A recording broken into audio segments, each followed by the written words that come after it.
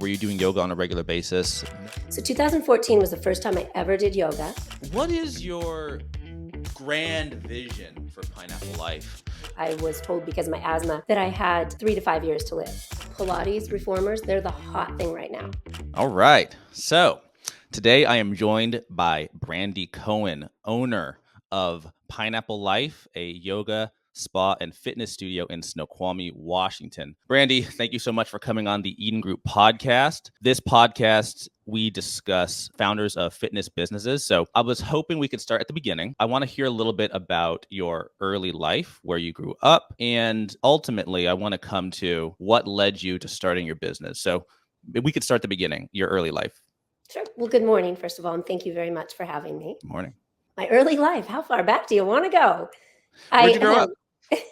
I've always lived in Washington. I grew up in a small town called Fife. Grew up there and then moved to the big city in my senior year of high school. And I've lived just in the Washington area forever. Always been a little bit of a fitness person. I would say it was probably maybe about 20% of my focus as I was a young adult. Always been a severe asthmatic. So what really fueled my passion for starting Pineapple Life was a big health scare. In 2014, I was told because of my asthma that I had 3 to 5 years to live.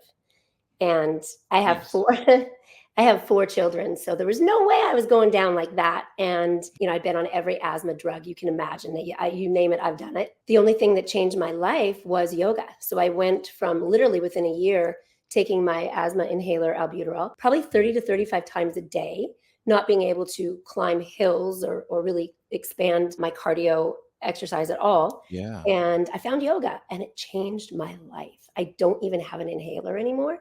Literally don't have one. So that's my passion and that's why. And I added in the salt to our studio, and that will always be our brand identifier for us, because the salt combined with the yoga is such a game changer. And I can live a normal life now. So I want to spread that, and I want other people to be able to find freedom from pharmaceuticals and find healthier ways to live. Wow. Okay. So that's quite an epic story there.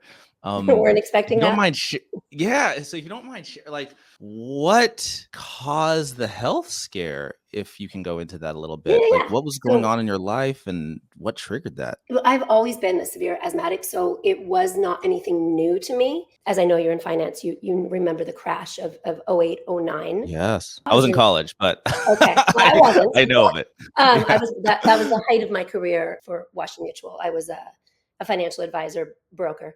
And that was an extreme amount of stress. I literally lost everything that I had built overnight. My whole retirement, my daughter's college savings, everything, lost it all in one night.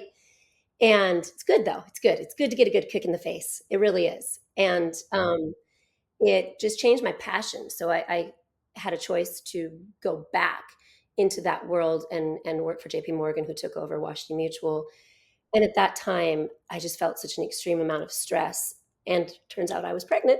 So ended up staying home and raising 2 more children and gave my husband my business. Were you and your husband both in the business at the same time? Yeah.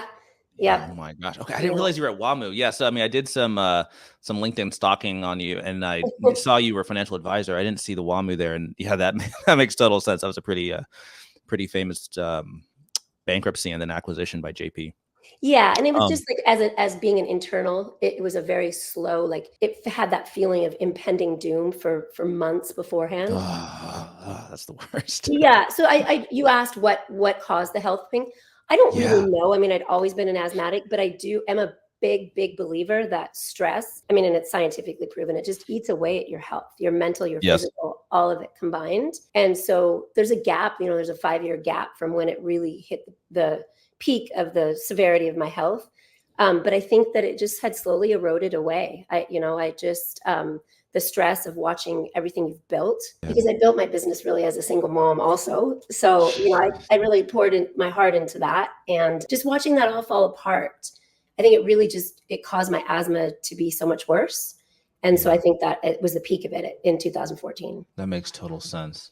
While you were a financial advisor, were you already a member at a yoga studio? Were you doing yoga on a regular basis? No. Okay. I was a So single mom. I was working, 10-hour days and trying to you didn't have time to do that.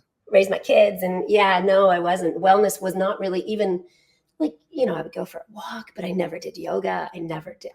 I started doing bar in 2000, probably 12. Okay. I definitely saw some benefits from that as well. Yeah. When did you make the connection between yoga and the salts therapy and alleviating your asthma symptoms?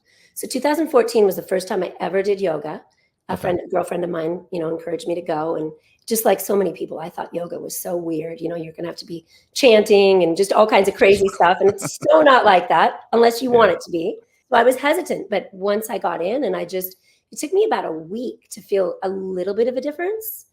And then I would say it took probably 6 months to be like, wow, this is a game changer. And then with the salt, that came in 2017. I met a lady that had a studio, still has it, in Newport Beach, and they had salt. And it was the only one on the West Coast. And I was fascinated by it. And just the benefits behind the salt are tremendous. What are some of those benefits? So it really helps with any type of pain. It's great for people that have arthritis or are recovering from an injury. It really helps people that have cardiovascular issues, respiratory issues. It's negative ions that I won't bore you with the science behind it, but it's No, I'm negative fascinated. ions. And it's just, I know it sounds silly. And if you had told me it 10 years ago, I would have been like, oh, you're one of those hippies. But I live it, I breathe it, and I have a normal life because of it. So Hey, and that's what matters, right? yeah. Yeah. So you found relief from your stress and you were living a normal life. What caused you to make that jump from um, enjoying yoga and the salt therapy for personal use to, hey, I'm going to start a business? I've always had a job. I've always worked. And in 2009, when everything failed, I was able to stay home and raise 2 babies, which was awesome. But I knew that I needed something else to do as they were getting older. I'm Yes. not the kind of lady that can just, have lunches and I need a purpose. You need to be And active. Yeah. yeah, Yeah. I need a purpose. I need to do something. I think we're all here to do something. And I think this is my thing. But what led me to do that was I really had a choice. Okay, I can go back into the brokerage world, which I just loved the paychecks. I missed the paychecks. But I just didn't feel passionate about it anymore. And I felt so passionate about this and spreading it that's really, really what it was. My husband and I were sitting on a deck in Maui, Hawaii, and Mhm. we just talked about it. And that's how we came up with the name. And we just went for it. Ah, Never been okay. a business owner, never done this, just wanted to You give just it a try. decided like, hey, I'm going to do this. All right. I'm very impulsive. I'm a Sagittarius, very impulsive. I love that. So were you living in Snoqualmie at the time Yeah, when I've you lived in decided to do Snoqualmie this? for 20 years. I moved up For here 20 years. Oh, wow. yep, Okay. my two older children and I moved up here in 2004. Okay. All right. I'm a newbie. I moved up in Well, 2019. welcome. Me and my A family, we great absolutely area. love it here. It's Yeah, it's it's great. It's great. good. The It schools are really great. It's is. beautiful. Yeah. Yeah. All right. So what were the steps then you went through? I mean, when you decided to launch the business, was the Main Street already built? Like how did you decide on the space? I really was like, I wish I could shake myself back then because I just had no idea. Yeah. You don't know until you know. And so I looked at all different spaces. And at this point, I was just like, I just want to do this. Any space is fine. And luckily, my husband is the brakes on my crazy train. And he was like, let's have a contractor come out. Let's look at the viability of this and let's Yeah. look at some different options. And so up on Center where we are now, there were 2 spaces available. And we didn't even know what we should do for square footage, nothing. We're just blind going into this. Right. But I Yeah. always get lucky. And so the 2 spaces happened to be next to each other. And we knew one of the things that was very important to me that it wasn't just yoga. I also get bored very easily. I need constant change. And Yeah. so the beauty of our model is that you can do yoga on a Tuesday, you can do Pilates on a Friday. And in between, you can do TRX, you can do bar, you can take an infrared sauna. Like I don't want you to get bored. I don't want you to hit a peak. And so we were able to, with those 2 spaces, to knock down the wall in between and to facilitate a salt studio as well as a bar and Pilates studio all under one roof. Yeah. Knowing what I know now, I need at least an additional 2,000 square feet to On top make of what you have currently. because there's Yeah. like, I don't know how much you want to get into this, but there's this business model. There's no way it'll ever. I have been doing this on a volunteer basis for 6 years, Yes.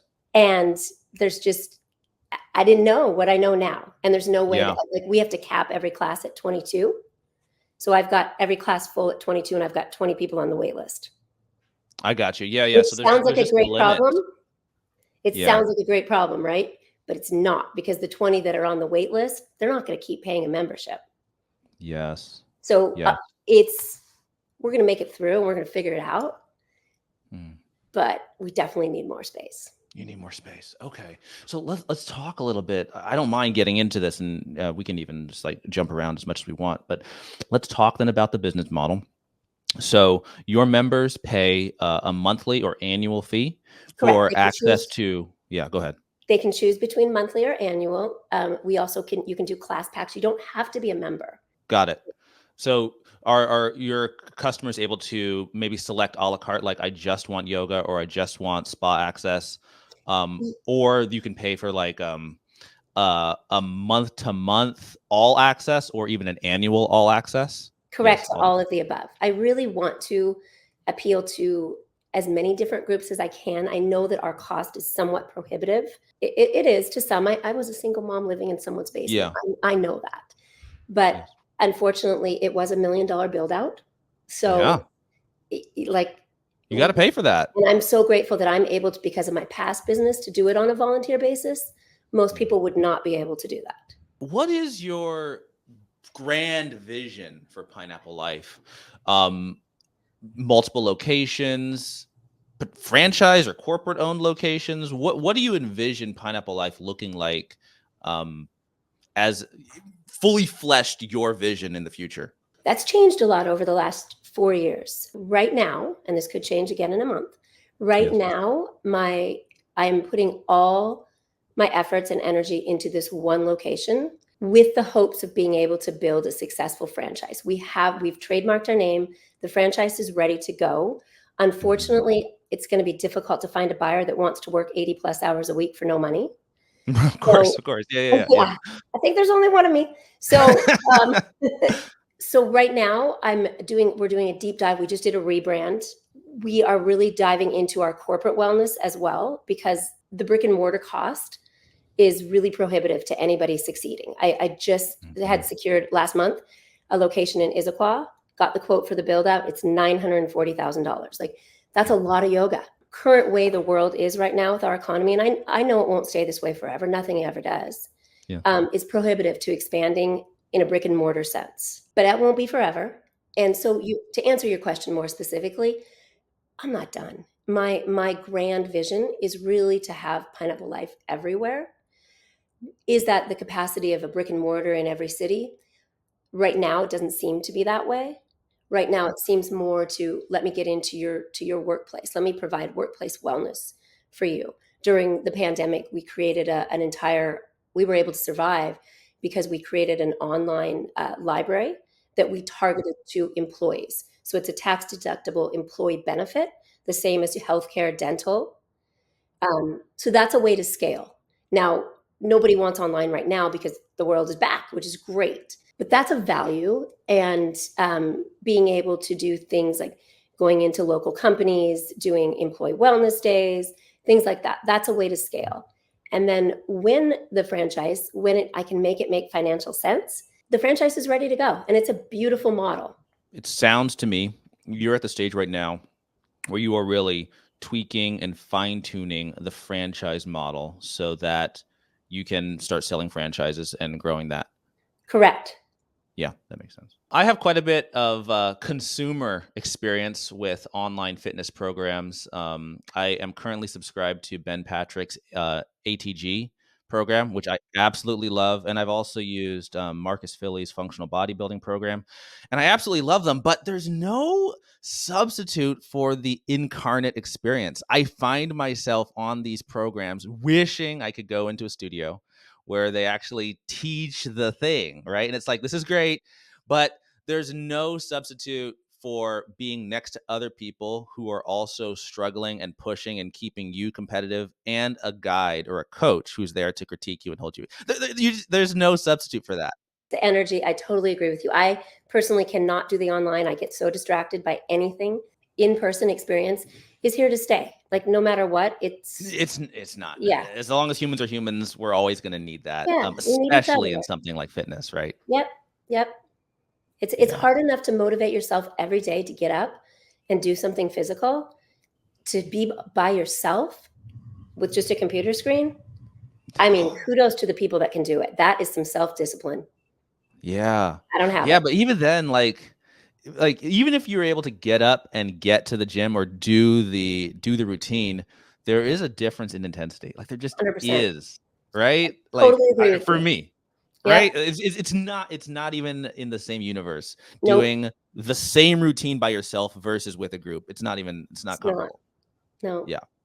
Yeah, there'll always be a room for that. So, I'm curious then, in your current model, what are the biggest expenses, and what do you see as the solution to increase margins over time, not just for your current business, but also for franchisees in the future? So biggest expenses and then solutions for that. Biggest expenses is without a doubt payroll. I have 47 employees. My business model is very, very payroll heavy. And I also do pay better than the industry average because that is also my greatest asset. So we have several instructors that have been with us for the entire 6 years, which is almost unheard of in this industry. We take very good care of our people. Secondly, would be the loans and things that we took out to facilitate the $1 million build out. So when we first started those were of course at 3.25% interest rate, and now they're at 10.75%. So that's a massive uptick. That Yeah. takes, yeah. So that's what it is. Now, what do I plan on doing for that?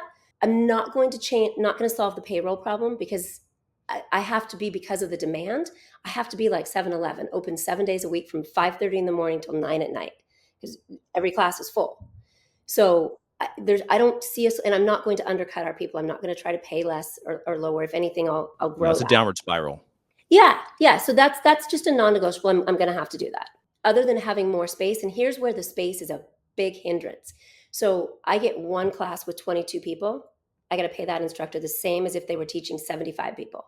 So if I instead of having 10 classes a day, if I could have 3, there you go. There's your payroll difference. So is there hope for that? No, but that's okay. For the interest rate, I'm hopeful that we'll see some change in that, and also we're coming to the end of paying that off. We're almost done. So it sounds to me like the biggest thing is just figuring out some way to get more size, whether it's, oh man, I mean, you might have to move locations. Is that really the I don't know, and I again, there's a massive cost to that. So is it that, or is it building things that don't require a brick and mortar right now? Is it further developing our corporate wellness? And I think that's the ticket. Build up some reserves. Watch our financial situation change a little bit with interest rates probably coming down. I don't think they're going to go back to where they were 4 years ago, but I feel hopeful that we'll see some rate decrease, and that's a big change. Yeah. Yeah. So No, that I'm makes sense. I'm Yeah. optimistic, but I'm also realistic in that we hurt ourselves with the space, and we just didn't know. Yeah, and how could you? I Right? didn't know the demand Right. would be so huge either. Like it's Yeah, so I mean, funny. that's a great problem to have, right? I mean, I'm very so grateful. Yeah, I find like for the businesses that I've studied, and I like reading about startups, like the hardest part of any business um is that most people don't really consider is client acquisition, right? Customer acquisition. So we've nailed that. right? Like that's the hardest. So I'm so so many grateful. people Yeah, want to, like, I want to create an app, or I want to start a restaurant because I like food or I like coding. And then it's like, oh yeah, but how do you find customers? Like that's where you're going to spend so much of your time and money. And so to open a business and to be flooded with demand, it's like, check. That's the hardest part of any enterprise. So you've got that. That's great. But it has also now opened your eyes to, okay, well, we need more space. And if I'd known that at the onset, I would have gotten a bigger space. yeah. Um, the model you're talking about is very similar to what I've seen in the programs that I've used, in that both ATG and functional bodybuilding have as far as I know, one, maybe two incarnate physical studios, and seem to be supplementing their startup costs with the online program. So I like that strategy to go corporate, go online, to build up reserves, and then hopefully expand. And then expand, definitely. Yeah. Okay. Um, over these past 6 years, have there been any moments, and what did you do to push through those? I'm going to give you the condensed version. Okay. Yeah, there's been a lot. There's been a lot. I mean, I was a brand new business owner, we started late 2018, right? And then, February, March of 2020, my business is shut down. And it wasn't like a restaurant where you could do to-go orders. I literally went from thriving. Like we were actually, believe it or not, profitable within the first year, which is kind of unheard of in a That's business. unheard of. Yeah. Yeah, we were. And I mean, just this, I love this community. It was so supportive and so awesome. And, but then it was gone overnight. And what do? I didn't lay off one single person. We kept every single one of our 47 employees working, and we figured it out. We started an online store. We would go deliver things to everybody. We would film nonstop. We would just film and create this. We reached out to all of our local businesses. How can we help you? What can we provide for your employees? We kept talking about the mental health concerns of being isolated. I won't get into my personal feelings on all of that, but it was very frustrating to know that we had what the society, in my opinion, needed, but we were handcuffed and we were threatened. And anytime that we would be filming, they would come by, and it was awful. It was a horrific experience. And I don't think people understand how horrific that was as a business owner. I still don't think I've processed all of it. And that was my welcome into being a business owner. It was like, I'd had it for a little over a year, and then all of a sudden I'm shut down, and yeah. So yeah, it was really tough. A lot of, but I'm in, right? I already have the loan. I already have the thing. I can't quit. So there were a lot, and I don't have any desire to quit at all now, but there were many nights where I'm like, why am I doing this? I still have young children. Why am I, working 80, 100 hours a week and taking time away from my family and making nothing? And so, yeah, those were some hard times. Well, I'm so happy that you did. Me too. That's the harrowing reality of entrepreneurship.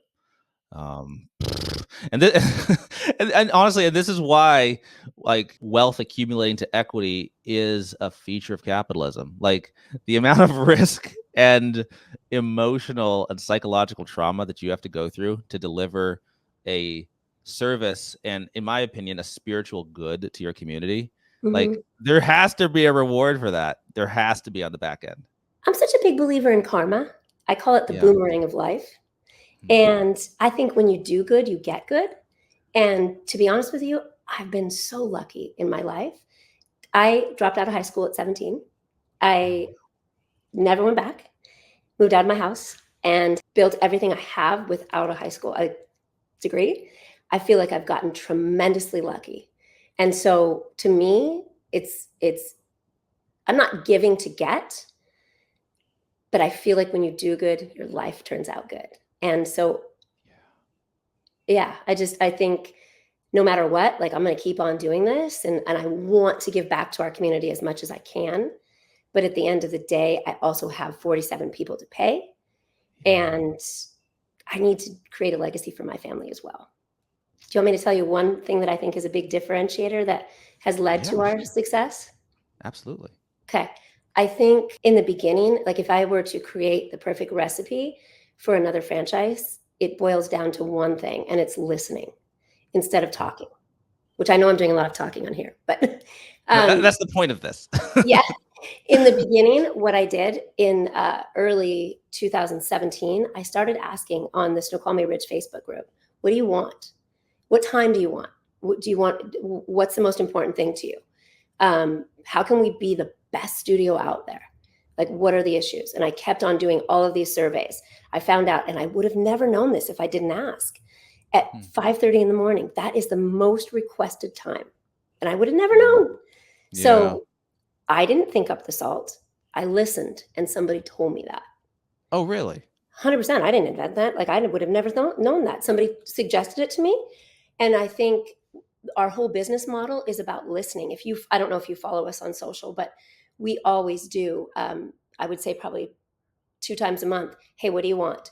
We do all kinds of surveys, and we truly, as a management team, we truly listen to every single suggestion. And why wouldn't we? Like, I'm not building this for me. I'm building this for the people that come. So I want to know what you want. Yeah. And obviously, there's some things I can't accommodate. Like, I'm never going to have our business model will never, ever, ever have expensive Peloton. We won't have stair steppers. We won't have a Pilates reformer. We won't. We're always going to be, we'll have TRX, we have aerial yoga, we have all kinds of things like that, but we won't go into one piece of expensive equipment. Yes. But other than that, we listen to everything. Tell us what you want because we're building it for you. You don't want to be beholden to another company's high margin items. It just doesn't fit the business model. Because let's look at what happens with every single big piece of equipment. So I know I'm way older than you, but look at treadmills. They're in everybody's house. They're a coat hanger. You stack your stuff on them. Look at Peloton, the hype behind Peloton. Especially in COVID. Amazing. Look at their stock now. Yeah. And I mean, who's excited about it? And there are some diehard people that I'm getting on my Peloton every day. And that's awesome. But it's just a trend. And right now, Pilates reformers, they're the hot thing right now. That's probably the most popular in-demand type of workout right now. But in 2 years, it won't be. We're humans. We evolve. We change. We need growth. So I don't want to spend $10,000, $15,000, $20,000 on a piece of equipment that's going to take up space, and then it's going to be not relevant.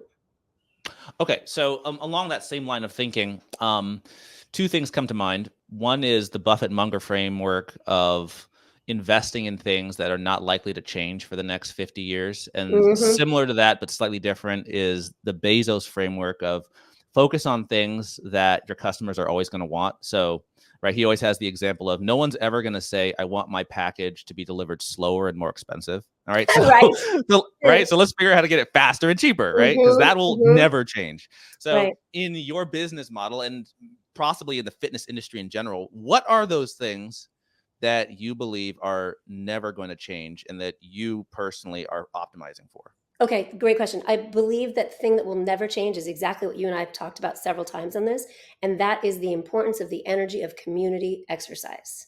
So that is never going to change. So how do I perfect that? We invest in every one of our teachers is certified. And then every year we give them a continuing education credit so that they're able to continue their learning, so that we're able to stay relevant, so that I know that if I want to add like right now, we just added a mobility and flexibility class because we're aging, right? We need joint health, we need mobility, flexibility, all of that. 2 years from now, it may be something else. 2 years prior to that, we invested in sound healing. I don't know if you know what that is. I don't know what that is. Okay. No. Definitely pay it. It is the way of the future. Sound and light, I think, will be the way of the future of wellness. If you look at like what Tesla said about sound and light being the way of the future, it's amazing. So we invested in that. And I think to be able to stay relevant, we have to stay educated. We can't just coast. We can't just teach the same class every Tuesday at 9:30. It needs to evolve. It needs to change. What are we learning about our bodies? What are we learning about the way we move? How can we do it better? So investing in education and investing in our people. And so Warren Buffett is my favorite idol of all. That I just, yeah. How can you not respect, right? What are your some favorite concepts and lessons that you've learned from either reading his annual letters or watching the annual meeting?